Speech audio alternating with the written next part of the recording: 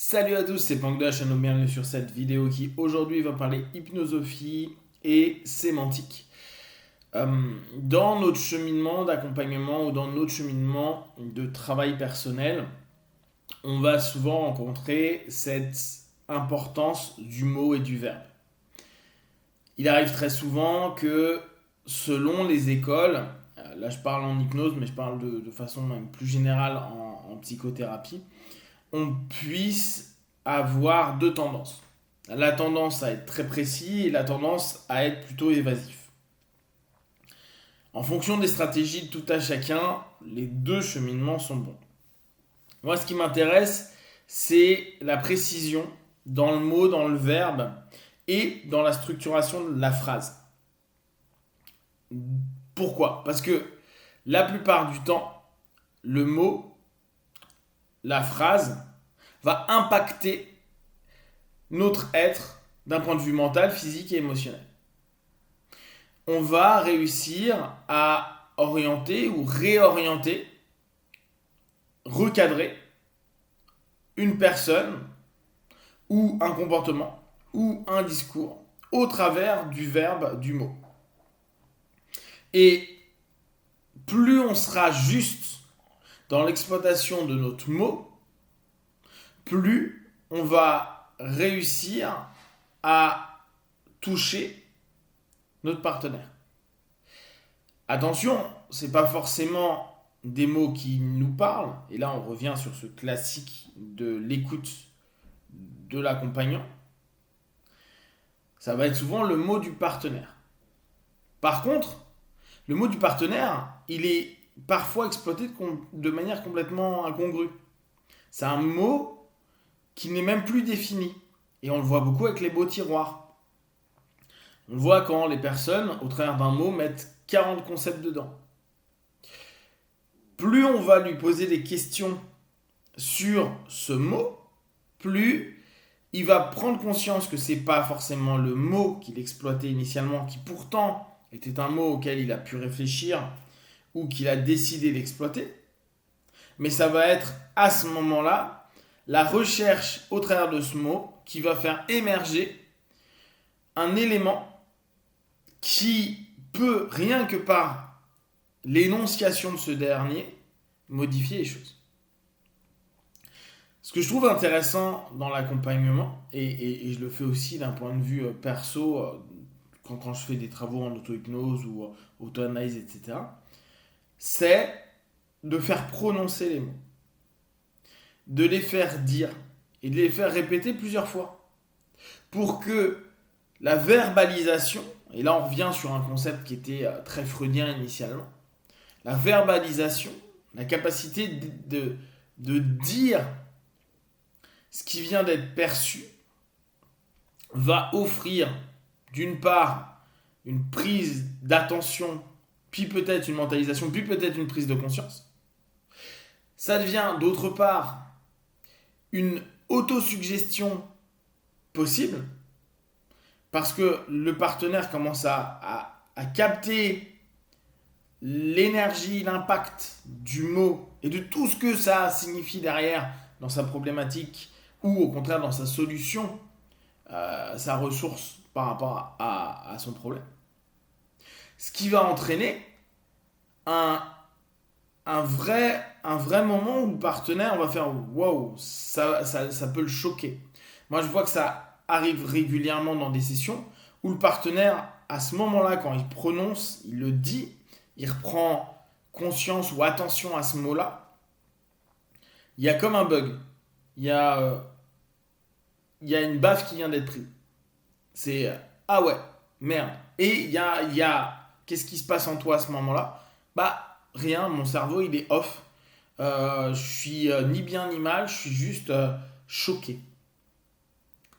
Et on est dans simplement l'exploitation d'un mot qui représente quelque chose en interne, quelque chose qui a été vécu, quelque chose qui a été prononcé. D'ailleurs, les fameuses pancartes des diagnostics, j'en ai déjà parlé sur bien d'autres vidéos, peut vraiment apaiser notre partenaire. Ce qui parfois peut être complexe, c'est la confusion des mots. C'est et là, ça dépend encore des écoles, hein. Il y a tout un jeu qui peut être fait de façon très intelligente avec confusion, saturation, de l'exploitation des mots. Mais dans l'expression de soi-même ou même dans l'impact que ça peut faire, confondre des mots ne va pas apporter la même chose. Si vous êtes un peu lecteur ou que vous regardez des films et des séries, amusez-vous à observer comment les scénaristes ou les auteurs ont orienté des dialogues pour justement impacter indirectement le lecteur ou la personne qui visionne, et comment ça va fonctionner pour toucher le héros ou en tout cas le personnage qu'on est en train de suivre à ce moment-là.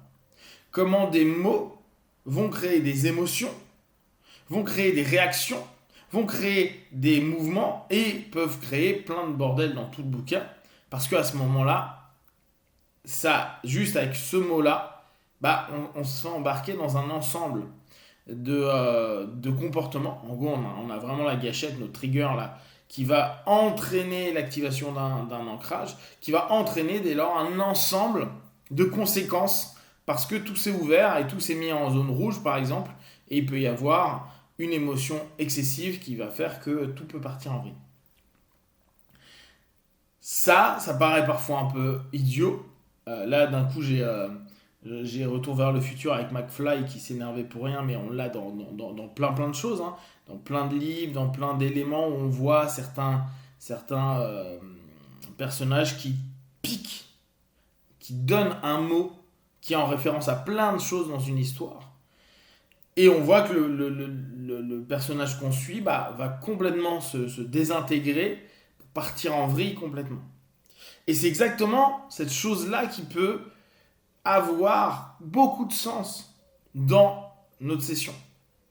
Si on trouve le mot qui active, réactive un ensemble de patterns internes, c'est extraordinaire parce que ça va simplement, et là on peut l'exploiter beaucoup, notamment en provocatif, faire vivre au partenaire un automatisme où lui-même, une fois qu'on lui aura montré que ça fonctionne comme ça, va se rendre compte à quel point un mot est chargé.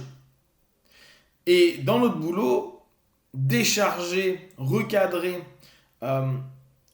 restructurer la puissance, l'impact de ce mot-là est hyper important. Ce qui veut dire que la justesse de la sémantique qu'on va utiliser, que notre partenaire va exprimer, est extrêmement utile, voire important dans certains cas. Et ce qui est amusant, je suis sûr que vous avez vous-même, amusez-vous à chercher des mots qui vous énervent profondément. Je ne parle pas d'insultes ou autre, je parle de trucs tout bêtes. Moi, par exemple, je sais que j'adore les questions, je déteste les demandes. Et si les personnes, dans la structuration, comme je vous dis, c'est le verbe ou la structure, si une question s'oriente vers une demande, je déteste ça. J'ai l'impression que ça me met dans une posture d'obligation et j'ai l'impression que ça m'impose, ça m'invite à être en posture d'enfant adapté, chose que j'aime pas. Parce que je dois répondre la plupart du temps, parce que la demande est avec une attention de réponse affirmative, dans une démarche où je dois aller dans l'affirmative. Or, par stratégie subconsciente, toute orientation sur une demande emmène vers une négation, pour moi. Et on voit à ce moment-là comment une structure ou un mot va pouvoir ouvrir ou fermer une transe et mettre en place un ensemble de patterns qui peuvent dès lors pas mal bloquer la session ou au contraire permettre à notre partenaire, même s'il se bloque un peu autrement au travers d'une, je mets vraiment entre guillemets, une forme de sidération interne, à se dire ah ouais carrément c'est ça, ça va vraiment faire changer énormément de choses. Je vous invite à observer sur vous. Si vous avez des questions et des remarques, partagez sur Facebook, YouTube, je répondrai le plus rapidement possible. Et comme d'habitude, de tout ce que je propose, ne prenez que ce qui est bon et juste pour vous. Testez, observez, analysez et concluez. Big one, ciao.